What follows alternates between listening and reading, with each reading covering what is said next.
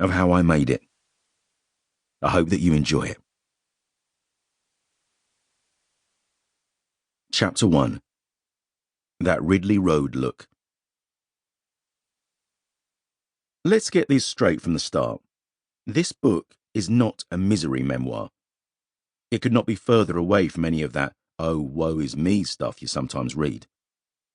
Whenever I think back on growing up as a little boy, I find a big smile spreading across my face. My childhood was beautiful. That doesn't mean it was easy. I was brought up by a single mum in Hackney, which people always describe as a poor part of London, although it didn't feel that way to me. We had our hardships, and there were times that we didn't have a lot of food and didn't have a lot of money.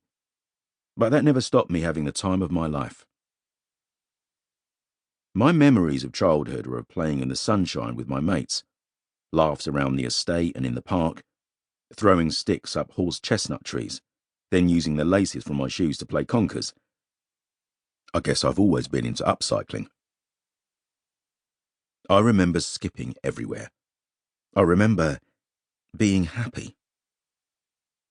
Which is amazing because when you look at the circumstances that I was born into, they were not all that promising.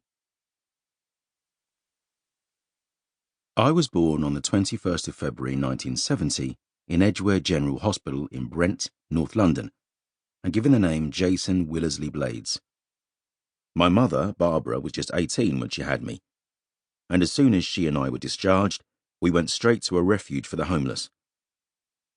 How did I come to be starting my life like that?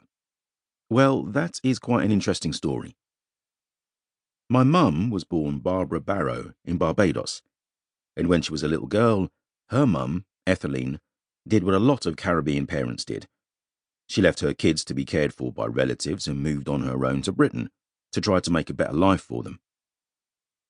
She worked as a nurse in care homes, in Aylesbury, then in London, and sent for my mum when she was 13.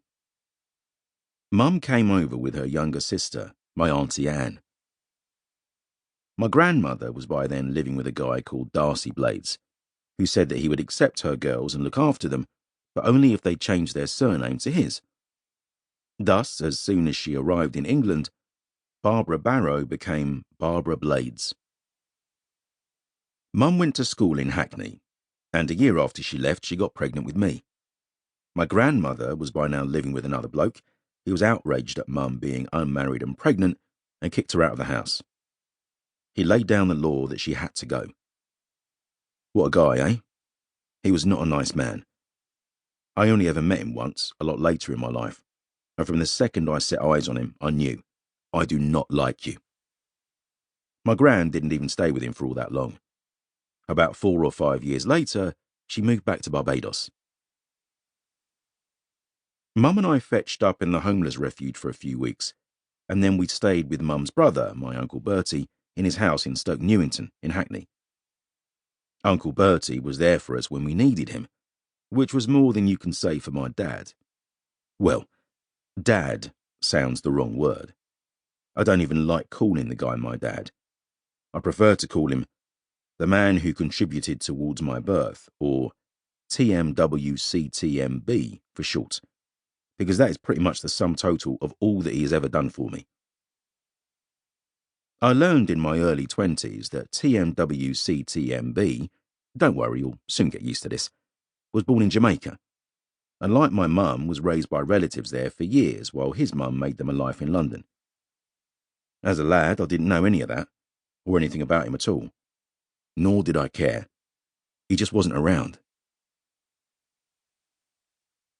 I was still a baby when Mum and I moved out of Uncle Bertie's place to a ground floor council flat a mile away on Cazenove Road, one of the many drags through Hackney. My brother Justin came along when I was 2. The 3 of us lived there for the next 8 years. That flat had some pretty funky 70s British decor. When I think back, I remember lots of orange and brown, swirly carpets. Pride of place in the front room went to a giant glass goldfish and a lava lamp. Cosmic. I used to love watching the floating shapes shifting in the water in the lamp. Another thing that fascinated me was the electric